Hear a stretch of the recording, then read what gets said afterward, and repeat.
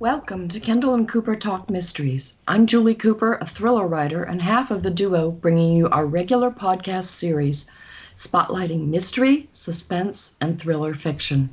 First, thanks once more to my brother Chris Squires for our theme song, The Man in the Panama Hat. Hello, everybody. I'm Wendy Kendall, cozy mystery writer and podcaster. And first, I'd like to thank the Whatcom Writers and Publishers for hosting Julie and me recently. We're your partners in crime, you know, at their monthly meeting. It was so fun. We spoke about podcasting at the invitation of author Pamela Beeson, who writes exciting mysteries in national parks and out in the wilds. Check out her episode, if you haven't already, when she spoke with us earlier. And the group's website is whatcomwritersandpublishers.org. Thanks again to them. Julie and I enjoyed our wonderful road trip adventure. And today, we're going to talk about when mystery is an adventure. Isn't it wonderful for both the author and the readers when fiction ignites the imagination with characters and scenarios that stir the passion for adventure within each of us? The author has the joy of creating the story, and the reader has the joy of engaging in it. A quote from the Harry Potter series by J.K. Rowling, "Let us step into the night and pursue that flighty temptress, adventure." And from Winnie the Pooh, "As soon as I saw you, I knew an adventure was about to happen." And just a thought from website adventureinyou.com. Fill your life with adventures, not things. Have stories to tell, not stuff to show. Our guest today has written many wonderful adventures that often are wrapped around a bit of mystery. C. Humphreys is from an acting family, including all four grandparents and his father. He has also acted on stages, ranging from London to Hollywood, and including many more places around the world. He's authored 10 exciting historical novels. The first, The French Executioner, told the tale of the man who killed Anne Boleyn, and it was runner-up for the CWA Steel Dagger for Thrillers in 2002, and has been optioned for the screen. Its sequel was Blood Ties. Having played Jack Absolute, he stole the character and has written 3 books on this 007 of the 1770s. His most recent adult novels, For Century in the UK and Doubleday in Canada, are Plague and Fire. Tales of religious fundamentalist serial killers set against the wild events of 1665 to 1666, London. Plague won Canada's Crime Writers Association Best Crime Novel Award, the Arthur Ellis, in 2015. C. Humphreys' newest historical novel, available June 5th, is Chasing the Wind, about aviator Roxy Loewen, just before World War II. Welcome now to author, actor, swordsman, C. Humphreys. Hello. Hello, Chris. Hello there. We're so delighted to talk with you today. I'm going to dive right into a question. Fantastic. You've said that your writing has an improvisational quality and that you don't plot a lot ahead. Instead, you make it up and give your characters definite objectives to chase, passion, and humor. Can you talk a little more about these elements in your writing style? Absolutely, yes.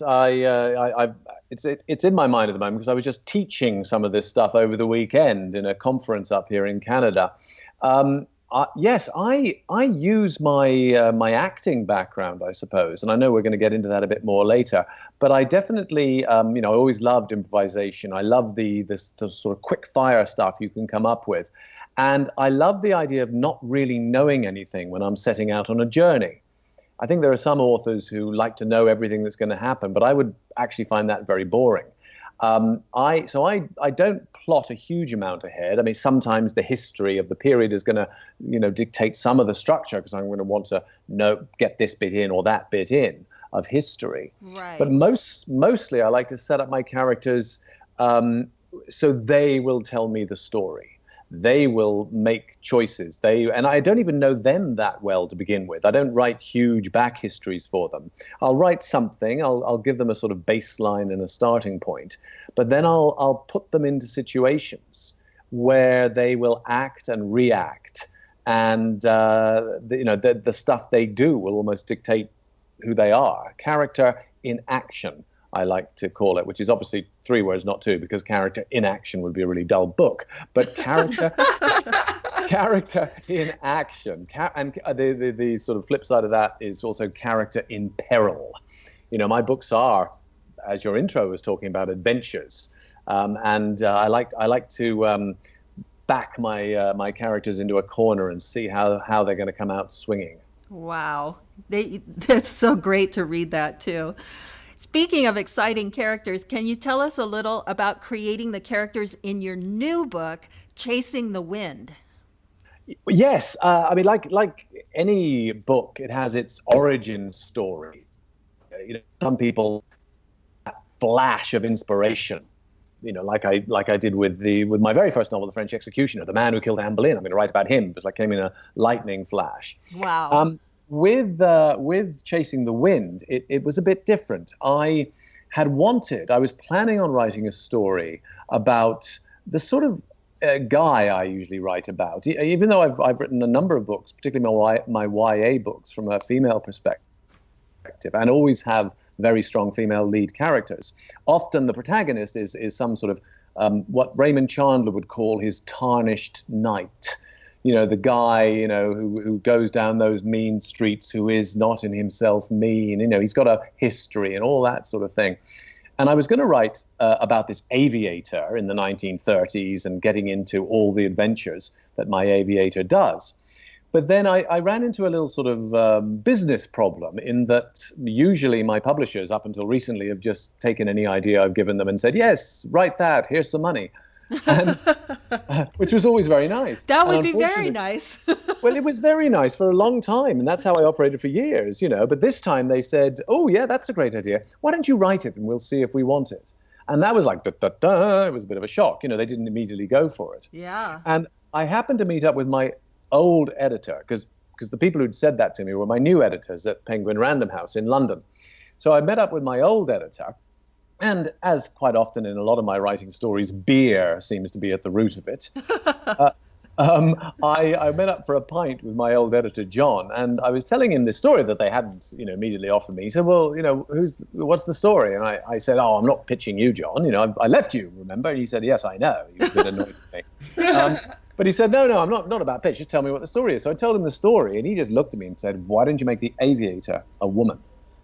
And it was a lightning bolt into the brain. I sort of went, well, that's a good idea. And I went home and immediately, do what we all do now, which is hit Google, and I tapped in women aviators, 1930s, and up pops, of course, our dear friend Amelia Earhart. And as soon as I started reading about her and her fellow aviatrices, which is actually a word, it's plural, I just realized I'd found my story. And then within that, Roxy made her entry into my mind and into my life quite soon after that. I wanted someone who was going to be... I'm very into sort of the 1930s movies, the caper movies, the Frank Capra and people like that, Cary Grant, Katharine Hepburn, Jean Harlow, people like that who did all those fun, snappy dialogue, sometimes noirish. I like noir as well as the capers. And so I wanted someone who could, like Carole Lombard, would punch her weight in a man's world. And the aviatrix, they were extraordinary because they really did have to I mean, like I think women so often have to still, sadly, but they have to punch their weight in a man's world, and the predominantly male flyers, we're trying to keep them out. So Amelia said, well, I'm not having that. And by the way, I'm going to break all the records. I'm going to set all the records you haven't set yet. And she did, as did many of these women. And she formed a group called the 99s. These amazing 99 people got together and formed the first all-women flying association. Oh. So I made Roxy sort of a part of that, though she subscribes to the Groucho Marx thing. I wouldn't join a club that would have me as a member. But Roxy's tough, and we see her first when she's 19, and her father's lost all his money in the Great Crash and essentially kills himself because his major creditor, this nasty big guy called Sidney Munro, is coming after him and then coming out after Roxy. And Roxy manages to escape with her airplane at the beginning of the book. And then we meet her 7 years later in Africa. And she's all about the money. She's running guns to the Ethiopians who are fighting Mussolini. She's a gun runner. But she's made a big mistake. She always says, you should never fall in love with a flyer. You should only be in love with flight. But she's fallen for this German idealist, a communist called Jocko. And therein lies the problem. What she gets into for love, what he gets her into, is the story. So I had her. I knew I wanted this contrasting figure of this man who's both an idealist but also from an upper-class family, one of those family rebels. I wanted the dramatic scenes of Africa and then Spain and then Berlin. And so the characters evolved from there. And like with a lot of my stories, some of them are all, actual historical figures. Like Hermann Goering plays quite a big part as a villain in my piece. Oh, yeah. And others I make up. Yeah. That's so interesting. First of all, it's just so interesting to think that you start out in one direction and then the magic happens as you're talking with others or just thinking it through or doing your research. And that's, for a writer like I am, that's very inspiring. And then second of all, just that the heart of the adventure is in the characters themselves too. I mean, it's there in the situation, but the characters really bring it to life, it sounds like.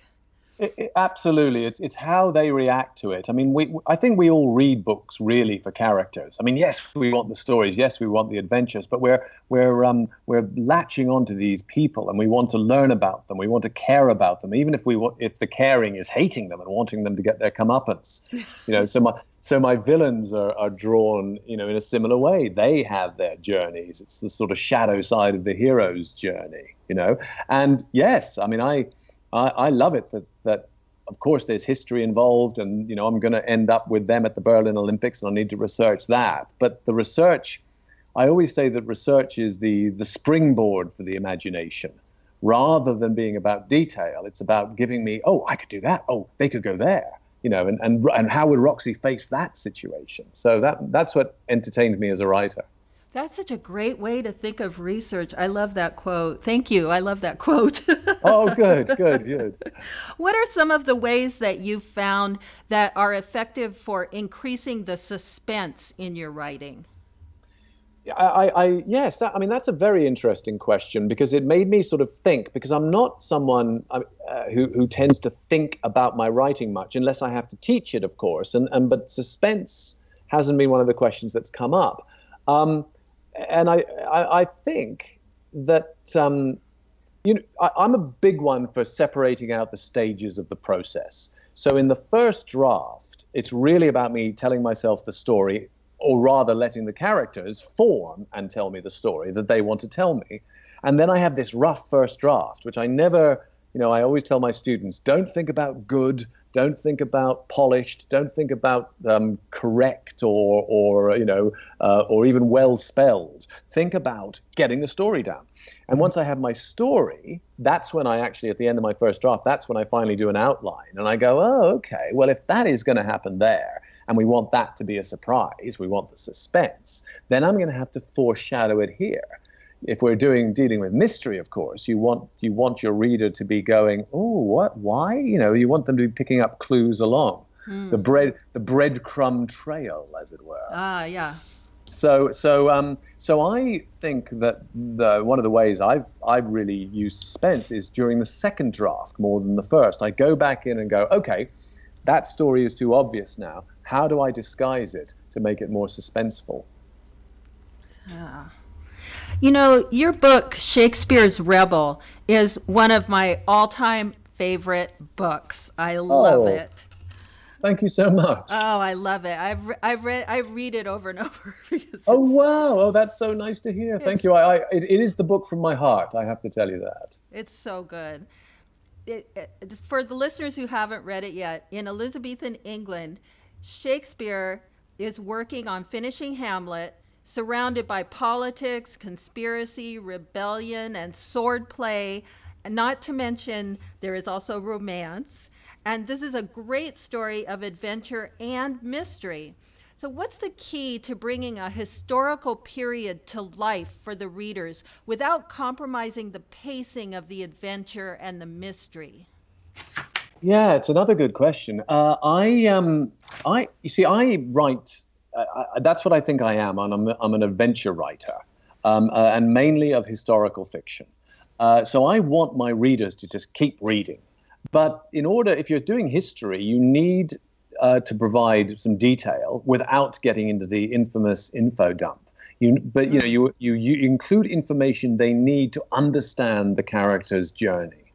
So that does involve quite a lot of historical detail, but definitely it's always I always think it's a character need to know basis. If you're going to supply a fact, why is it there? It's because it's affecting the character's psychology in some way, because the hang of the jacket is chafing his neck, because the way the sword moves through the air is going to be different when it's confronting a rapier than it is if it's confronting a cudgel or something. So you get those sort of details in. And the reader then picks up the details without seeming to absorb. They're not going, oh dear, I'm listening to a history lesson. They're going, oh my God, how's he going to react to the cudgel? So that to me is very important. And the other thing I think that I really use with in order to bring a period to life is to really engage all the senses. I write in a sensual manner so that let's face it, a lot of the past was quite smelly, and London around 1600 was particularly smelly. So I try to incorporate that to give the reader to time travel. I mean, that's what people read historical fiction for, a bit of time travel. Yes. And so they go back, and my wife does say that when she read Shakespeare's Rebel, she said, well, you've created some smelly characters in your time, but he is the smelliest. And it's true, really. I mean, he cleans up in the end, I think, John. But yes, he's so using sensual details is a great way of I think conveying the history, because they're we all have senses, but how we would react to the smell of a tannery in Southwark, or falling asleep in a brewery, or the livestock being run down the street. It would all be a bit different. So it's another good way of time traveling, I think. You've said that you're thrilled by battle scenes. What are important ways that an author brings a battle scene to life for readers? Yes, well, I think again we're in the realm of the sensual. If you're depicting, it partly, obviously, in fact, it mainly depends on the character and their experience. Though, I fortunately have never been in a battle. I've read enough about them, and I've read a lot of first-person narratives about real battles. Oh. But I think there's a lot of visceral reactions, instinctive reactions, sensual details come out, but you can get overloaded sensually as well. I mean, like I think people in battles often have the heightened senses. The smell is so intense. The sight, the sound is so loud. If you're standing, as my character Jack Absolute has done on a number of occasions, on a battlefield where muskets are being discharged, you're not only getting that deafening roar of a musket volley, but you're also immediately everything's obscured by smoke. Yeah. So that actually plays into another thing I think about it, is that my characters I usually work in what they call third person close, even if I've got a multi-narrator. So that means it's all happening to my character. I don't drop out and be the all-seeing narrator saying, and then the Duke of Marlborough sent in his left wing and things like that. If I have a character there, you can hear him go, forward the left wing. That's something different. And so I try to put my character at pivotal points in the battle so I can get an overview of the battle without actually giving an overview of the battle. Do you see what I mean? I do. Yeah, I see. That would work really well. I mean, right away, I feel more engaged just hearing it that way. Well, you've got a character in peril, which is what I said before. There's few things more perilous than battle, of course, and your character's in it for good or ill. So, it's interesting. With Jack Absolute, it's only told from his point of view. So I do the Battle of the Plains of Abraham or Saratoga, and it's all from his point of view. With a novel like my novel about the fall of Constantinople, which is called A Place Called Armageddon, I had 7 main narrators, all because I knew I would need that many to really try to get at that extraordinary, vast, long battle. So, so that was the interesting thing to me. Of giving, for that one, giving a multi perspective, trying to get as broad a view as you can. I can't imagine, like you were saying just now, the 7 different character. I can't imagine keeping that all straight in my head. You're not plotting that out. It's funny. It would be wrong of me to say that I don't plot at all, especially with an intricate book like that. And also with the detail, I know I needed to touch all these bases in an event of that extraordinary complexity and depth. Is that coming in on your rewrites then? Yeah, a bit more, and I'm able to, when I finally do my outline, having got my rough mound of words from the first draft, I'm able to, sketch it out and say, aha, so this character, Layla, has not appeared in 5 chapters. I'm going to have to get her in or get a memory of her in or something so the reader is not going to be startled when she reappears. Oh. So yes, I think that's more second draft work often. And then the multi-narrator stuff is fairly seamless. You give them sections, and then you like pass the ball between them. Almost. That sounds good. That's interesting. I wanted to make sure that our listeners hear about your wonderful website. It's cchumphreys.com. And I really encourage our listeners to visit that for great information about your books and a whole lot more. And you've got a blog there, and I was reading through that again, really interesting to read. And at one point you wrote an inspiring poem, and I'm just going to quote an excerpt here. "We write because we have to. The fire that burns inside, to fly across the galaxies and sail the oceans wide." Can you speak about how you got started writing your first book, and then what now stirs an enthusiasm for your newest book, Chasing the Wind?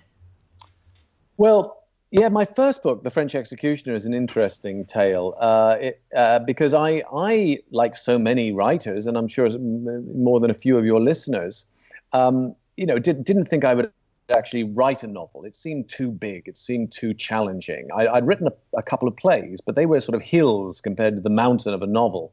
And but it's what I really wanted to write. Historical fiction was where I lived growing up, and I loved the adventurous tales and the sword fighting and Three Musketeers and all that stuff. I really wanted to do those adventurous tales.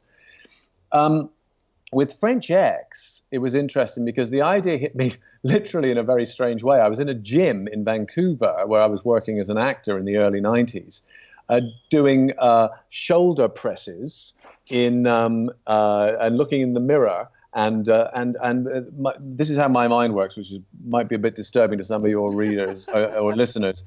I was looking in the mirror doing my shoulder lifts, and this is you can hear my brain now. Gosh, I've got a long neck.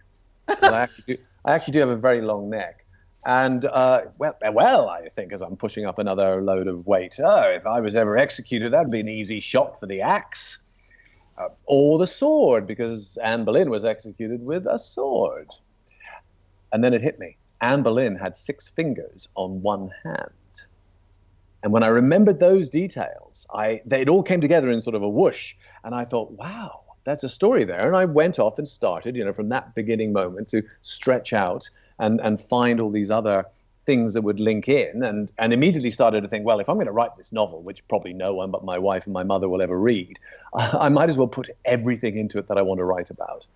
Wow. So for the next 6 years, and this was when I discovered that interesting thing, which research as procrastination, which I'm sure many people know. So I thought I need to know everything before I start writing this book. And then once I started writing the book, of course, I realized that 80% of what I'd researched was useless. I needed to research all this other stuff. But that was how it got me into it. So it took me a while to, procrastinate and overcome the fear. But when I started writing it, I knew so much about where the story was going to go. I just dived in and wrote it. That's a fun process. I love that. It is. And then with the new one, with Chasing the Wind, by then, Chasing the Wind is my 16th novel, actually, which I still can't quite believe, because I've written the 5 young adult novels as well. Oh, yeah. I've learned on the job, I suppose. And now I have a distinct process where I will sit in my chair in my lovely hut for 2 or 3 months, just reading, background reading, making notes. But I'm always making notes with a sort of eye to a character that's forming in my head, and also with an eye to what they might do. So in my notebook, I have these lovely notebooks, and I will write down, some amazing fact about a plane or something like that. But then I'll write NB, Roxy could crash this into a barn, or something like that. I would be able to use the fact, like I said before, as the springboard for the imagination. And then with Chasing the Wind, I was really lucky, though I do believe partly you make your own luck with these things, or you make a commitment and luck finds you. I was in an amazing secondhand bookstore in Vancouver called McLeod's, superb place, and there was a shelf of aviation books, and I was looking for research stuff, and there was all these coffee table books, glossy things, but I saw this squat, fat, small, black-bound book that looked older and didn't have a title on its spine. And I thought, well, that's irresistible. And I pulled it off. And it was a 1930s aviation manual. Whoa, wow. It had everything. Everything from real specifics about engines and planes through to literally how to land in a crosswind, how to do a dead stick landing or a barrel roll. So perfect for your book. Oh, it was amazing. So that thing, one of my favorite words is oscillation. So there's an oscillation back between the research and the character and the plot and the character. And, you go back and forth, you find something they can do, and then you think, aha, they could do it there. And yeah, so that's how really Chasing. And then reading about the 30s as well was fascinating. My dad was a pilot. Actually, he was a Battle of Britain fighter pilot. Oh. And so I do come from the flying interest quite naturally. But then reading about that world that my parents grew up in, or came of age in anyway, was also fascinating. It's so fun to hear you speak about all of this, because you can hear your enthusiasm just in your voice. Oh, good. Well, I do get very excited about my books. They are my children after all. So love that. Well, Chris, I was hoping I could impose on you and ask if you would give our listeners a little reading today. Oh, I'd love to. Oh, good. Yeah, I'd love to. So I'm going to read you from a little way into the book. So Roxy's now, this is 7 years after the initial opening, and she's now 26 years old, and she's running guns in Ethiopia. Okay. And the chapter is called Guns, Rum, and a commie called Jocko. Ah. Okay. 7 years later, somewhere over British Somaliland, Africa, May 1st, 1936. There's nothing like dying to make a girl appreciate living. As she stared down into the pitiless black of the night, forever seeking, the one pinpoint of light that might yet save her, but it had better hurry up. Roxy Loewen thought about what was waiting for her. A straw-roofed hut with a tin bath filled with tepid water on its third use that would feel like a clawfoot tub at the plaza. Rum, so raw it hurt your eyes, but when mixed with tamarind juice would taste like a Negroni at the Ritz. Steak from a camel or an ass, surpassing the finest filet mignon that Rex's 110th Street Chop House could serve. And at the end of all those, a German, Jochen Zomack. Jocko, with his big hands and his big laugh, and the hank of brown hair that, when he let it fall over his face just so and in the right light, made him look like Cary Grant. Jocko, down there somewhere, scanning the black skies as she scanned the black ground, ready with his light. If her message had gotten through. Communications had been sketchy since the Italians had begun what many were saying would be their final offensive. The gallant, heavily outgunned Ethiopians, guns, hell, a lot of them still fought with spears, would make their last stand against the invader near their capital, Addis Ababa. The rumors had decided her. To fly her cargo of rifles west into that war zone was suicide. If the Italians didn't shoot her out of the sky, there probably wouldn't be an airfield left to land on. The one where she waited at Malco Dube would also be bombed again, even if her Lockheed 227, Asteria 6, Roxy called her, wasn't hit on the ground. There wouldn't be enough time to fill in the craters on the runway that was already more gopher burrow than the racetrack it once had been. But if she could get her cargo to Jocko, he'd know what to do with it. He'd know where some of his comrades might still be fighting. He'd run guns all over this continent, all over the world, truly. Hell, he might even get her paid. Though it wasn't so much the money she'd been thinking of as she'd taken off from the foothills of the mountains and headed toward a moon just peeking in the east. It was him. Lying with him. There was a time she might have blushed at that thought, but she didn't blush so much anymore. As she swung the bird again, dipping the wings each side and scanning the dark, the engine gave a cough, picked up, and coughed again. A small block in the intake valve, she prayed. That would, with luck, clear itself. The alternative? She truly had no clue how much gas was in the tanks. The gauge was busted, and though she'd woken from a snatched hour's sleep to be told they'd given her the last of what they had, she hadn't been able to confirm exactly how much that was before she made the decision to go. It coughed yet again, and she pushed the stick forward, dropped lower. If she ran out of juice, she would have to glide. Then it would be a choice between which piece of blackness looked most appealing. Trees would finish her. Scrub could break her undercarriage, flip her, and hurl her through the windshield. She really wished she'd insisted they fixed her lap straps the last time a mechanic checked the bird over. Waggling her wings, looking either side for even the flare of a match, she then glanced at the leather saddlebag at her feet. It didn't hold much. Compact and lipstick, a Mickey of rum, her Luger pistol, 3 vials of morphine. One was for pain if she was hurt and had to wait for a rescue. 3 were for when hope ran out. Between them and the Luger, she was pretty much set. The engine coughed anew, then kept coughing like a patient in a TB ward. Not long now.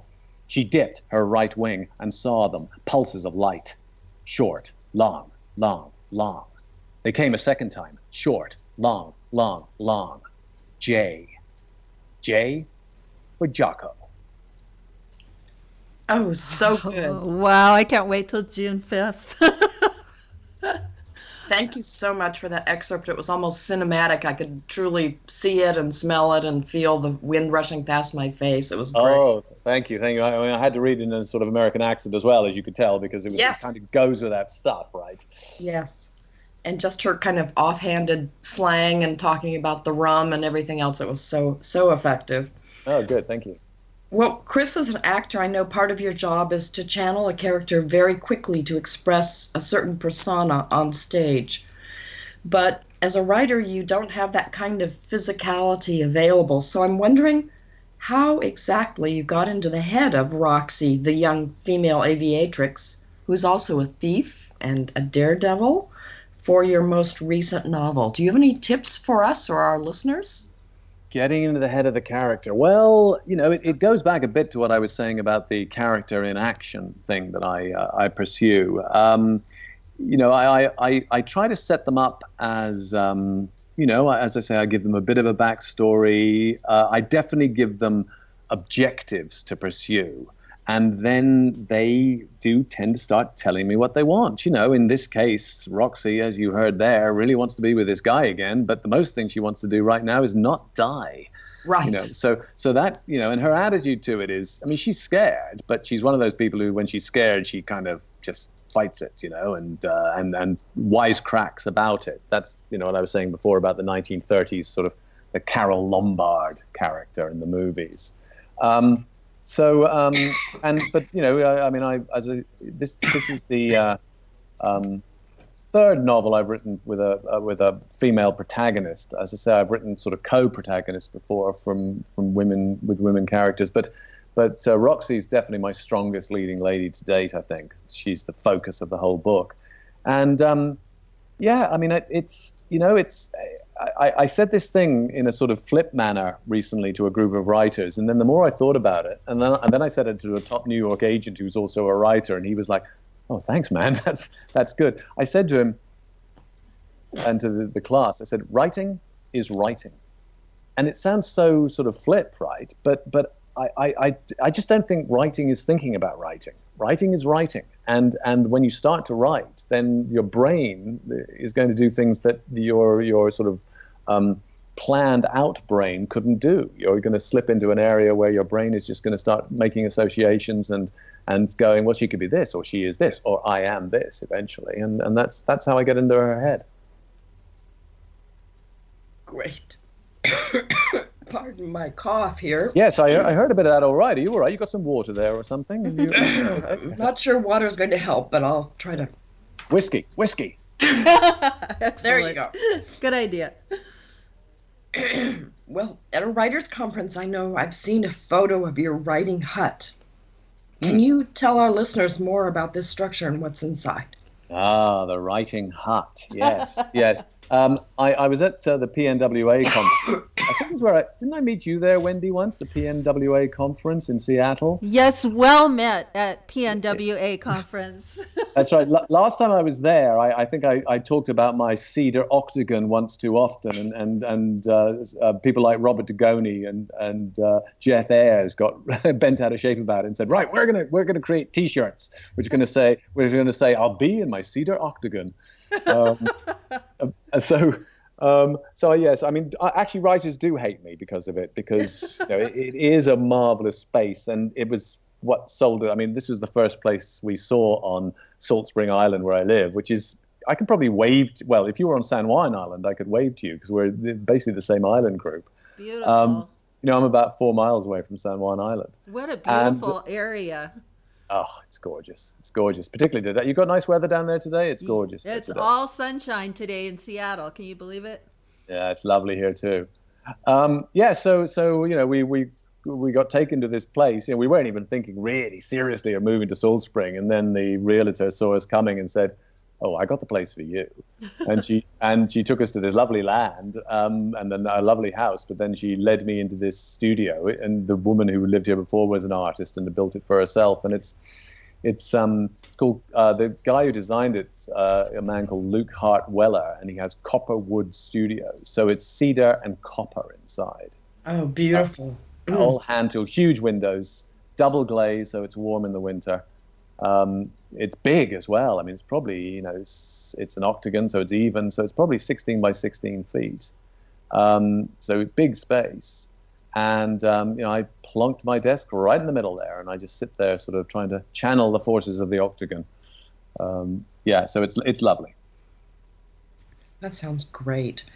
Now, I knew about your skill as a master of swordplay because of your theatrical experience, but I didn't realize that you'd started off with fencing as a high school student, as I did. Oh, really? Ah. And our trial program, which was quite primitive in Southern California, was offered to girls. And so an unlikely group of 10 young ladies, mostly social misfits, showed up for lessons. And I later came back to fencing as an adult and unfortunately was facing off in class, usually against a woman who was 7 years younger, 5 inches taller, and had fenced competitively in the past for Vassar. So it did not go well for me in class, but I still dearly love to watch the sport on TV and during the Olympics. And there's a certain elegance of fluidity and a quickness of thought tied to action that seems to have some correlation to writing good fiction. Would you agree, or? Well, yeah, interesting. I hadn't thought of that, really. I mean, I know that I do derive many things from my fencing background. I was a sport fencer at school. And then, of course, after school, I got into acting. I essentially became an actor so I could jump around with bladed weaponry. I see. That was the major motivation, let's face it. Okay. And I've done a ton of it, which has been great. But actually, it's interesting what you say there, the writing of good fiction, because fiction writing is at least partly about setting down cause and then having an effect. So cause and effect. The cause of a lunge, the effect is either a hit or a parry, right? And so you start to write that. I mean, I write a lot of fights. That sort of thing happens. Parry and riposte. You react. Mm-hmm. But so the other thing about it, actually, this is interesting when you say this, because the other thing about fencing and fiction is that I always think that fencing is physical chess. Yes. Because you're trying to think a few moves ahead, right? Absolutely. And you're trying to do the same in fiction. So you do this move, you do this move, you do this move, and then this move, and this is the result. Well, that's a page and a half of writing. Mm-hmm. Mm-hmm. Good point. Good point. Hmm. Now, I know the question that most writers dread from an interviewer is, where do you get your ideas? So I won't ask you that. Good. But what's the question that you'd most like interviewers to ask about your work, but they never seem to ask? Yeah, well, people have covered. You've asked some good questions. So I suppose one that people don't touch on that often is something that actually comes into my writing quite a lot, which is, what Hermann Hesse would have called the secrets that whisper in the blood. I'm very interested in what I've taken from my parents and even their parents, and what is who I am, made up by, at least partly by, that nature, and also all the choices I've made since I got handed that nature. So I think probably the question might be that someone could ask is how do you feel your family's influenced you in your writing, and can you pin that down? So that would be one. Okay. Good. And certainly you've come from a family of actors, so that says a lot about perhaps your formative years. Yes, well, I think like myself, I would really define myself because I wear all these different hats, the actor and the writer, and I'm a playwright as well, and sometimes a fight arranger. So it's all forms of storytelling to me. So I tend to just consider myself a storyteller, though I'm mainly a novelist these days. But I was acting in a play last week, actually, here on Salt Spring Island, and I did a movie recently and stuff. So it's all forms of storytelling. Perfect. Now, your newest book, Chasing the Wind, has a mystery element. Can you tell us more about that aspect? Yes, well, it does. And it's interesting. The book sort of moves through different, not different genres exactly, but there's different elements within the whole crime genre. There's kidnapping, there's drugging, and there's definitely thievery, because it centers around this art heist, right? Where they're trying to steal a Bruegel painting from Hermann Goering, actually, during the Berlin Olympics, sort of almost under Hitler's nose. So there's that theft aspect, which has a bit of a mystery, but the mystery really focuses and centers on the last section of the book, when Roxy ends up on the Hindenburg on its last voyage. So we know that that's not going to end well for a lot of people. Yes. But it essentially becomes almost a locked room murder mystery because people are dying and no one knows who's killing them. Though Roxy has her ideas, of course. So there's a mystery element there. Who's killing these people that she all knows, and she's one of the suspects. Oh, that's cool. Oh, excellent. Excellent. Well, I'm going to talk briefly about adventures in writing. And I've spoken before on our podcast about some key writer attributes, such as curiosity and writing outside your comfort level. The old trope for writers is to write what you know. But what fun is that? You'd miss the adventure and the research and the voyage of discovery. Better advice might be to write what you don't know and go on that adventure. I have to wonder, is that sense of adventure that we love to read about even possible in the age of GPS, Google Earth, and apps such as Waze? Perhaps we don't get lost, but we don't make the kind of odd connections and discoveries as often either. Maybe technology has taken some of the happenstance and serendipity out of modern adventures. And maybe that's why we still love fiction so much. Compelling fiction encourages us to go on an adventure based on the inspiration that comes out of an author's head. We can explore challenges, quests, and heroic tasks in fascinating settings, such as stealing art from Hitler in 1936 Berlin, or visiting Middle-earth, or watching London burn in 1666. I'm recalling the highly risky adventures and trials of characters developed by writers like Jack London, Herman Melville, Joseph Conrad, Rudyard Kipling, and even Ian Fleming. One researcher on adventure fiction stated that rational fiction, which balances risk with reward, is fundamental to the human spirit. So I hope we never lose that sense of adventure and all the great writing that goes along with it. Nice, great sentiment. Thanks, Julie. You're welcome. Well, today I would like to talk about cozy adventures.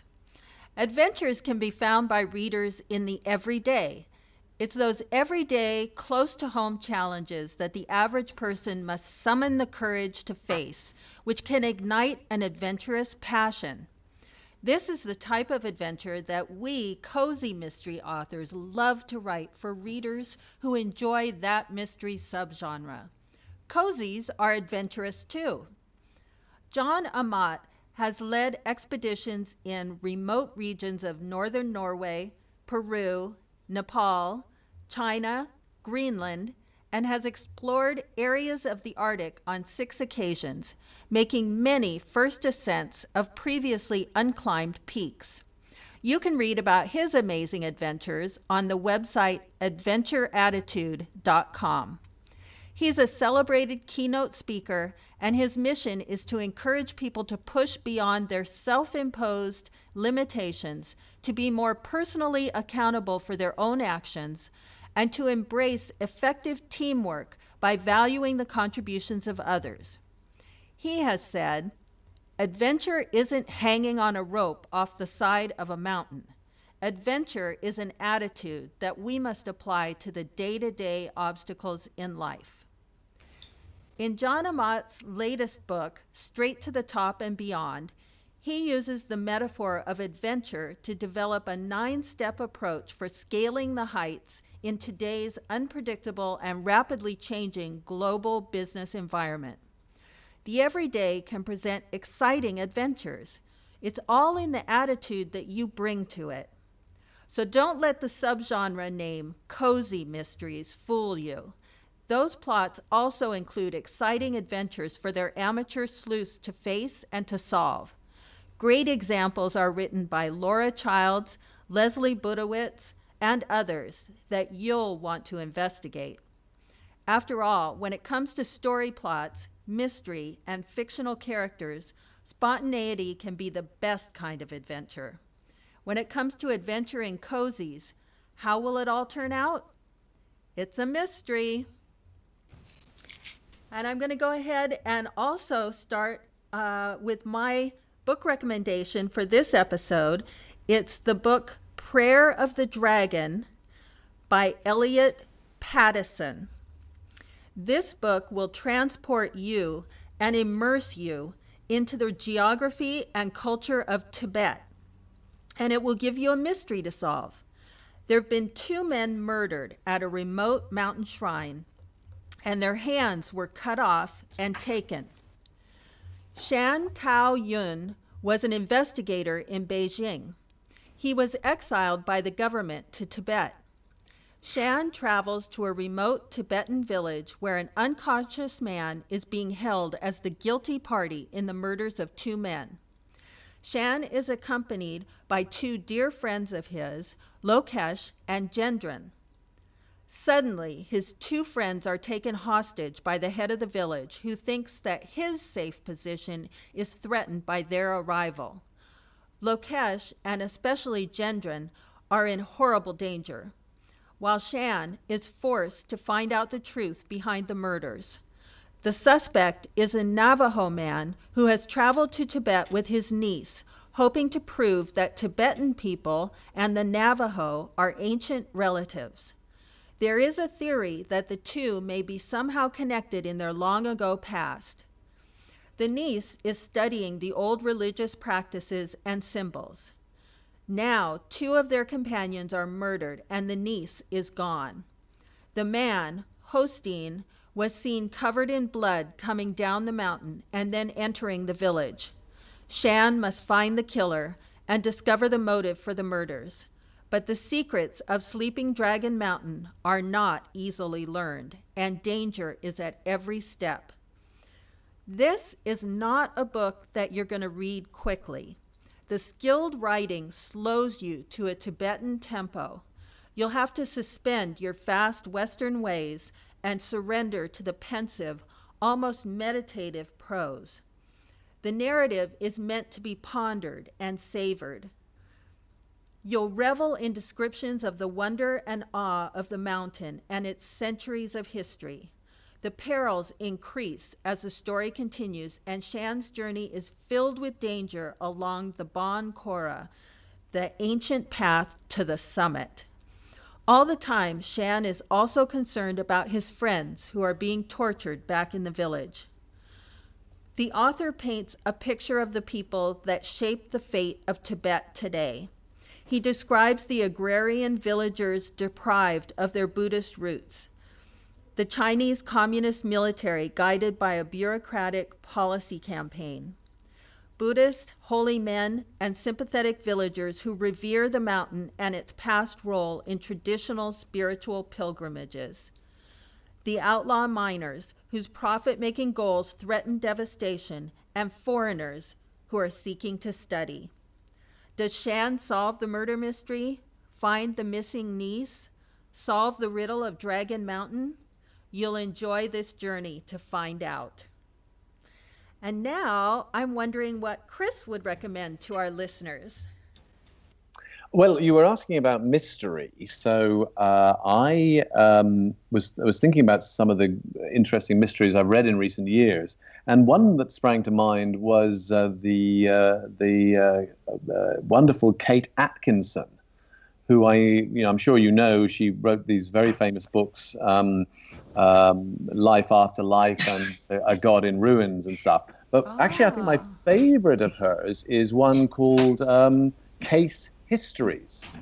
And Case Histories is the first in a series she wrote about a detective. Oh dear, is Julie all right? She sounds like she's not doing so well there. She wrote a book called Case Histories about a detective called Jackson Brodie, and he's a great character. And the 3 stories, you think there's sort of 3 stories that seem quite separate at first, but they're all tied together very cleverly by the end as various surprises occur and people reveal they're not quite who you thought they were. So it's got great characterization. It's funny as well. I mean, it's got some lovely stuff, and really totally believable in the way it emerges. And she's a wonderfully fluid writer as well. So it's very lots of stuff there. Oh, all the good elements of a great mystery, it sounds like. Sounds good. Mm-hmm. I'll check that out. Julie, do you have a book recommendation for us today? Yes, I do, and I'll see if I can get through it without another coughing fit here. My recommendation is a book called Three Stations by Martin Cruz Smith. And I'm a little bit biased because he's one of my all-time favorite mystery thriller authors. And in 1981, his first book, Gorky Park, was a huge bestseller, but Three Stations was a book I'd never read. So coming back from a short vacation, this book made the time fly by while sitting on an airplane, even if the guy behind me was snoring away. Three Stations is another of the Arkady Renko novels featuring Renko, the demoralized investigator from Moscow's prosecution service, a man who, in an existential and humorously heroic way, continues to battle the forces of absolute power, corruption, and violence.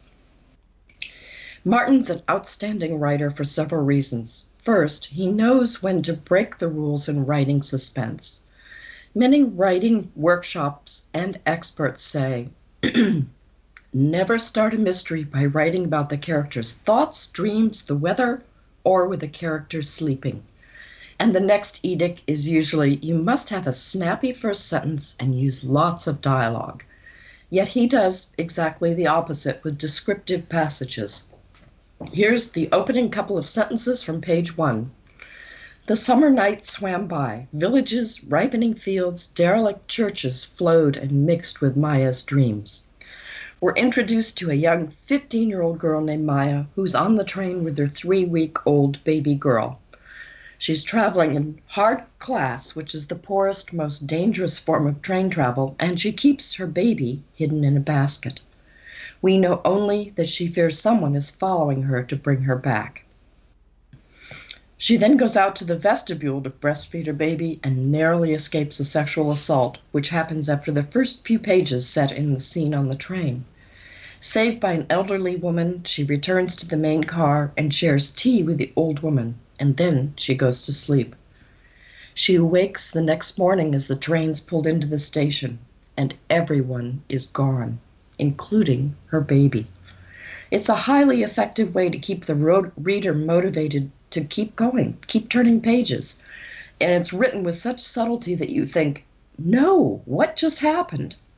At the same time, Arkady Renko is about to be fired by his Putinesque boss and stumbles into a strange new case involving the murder of a prostitute in the notorious Three Stations part of the city. Renko, who asks the questions no one else wants to, finds out that she's actually a dancer linked to the Club Nijinsky, where the obscenely rich oligarchs go to play.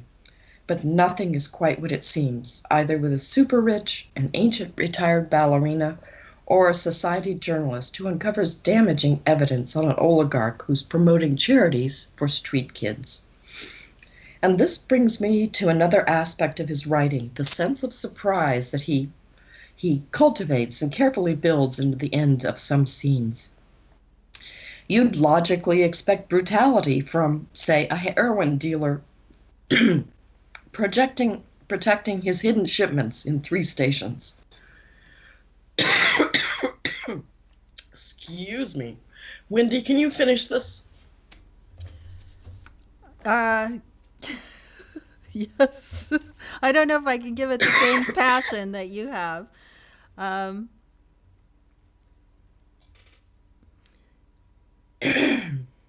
any rate, Martin surprises us with an act of kindness in the form of a warning.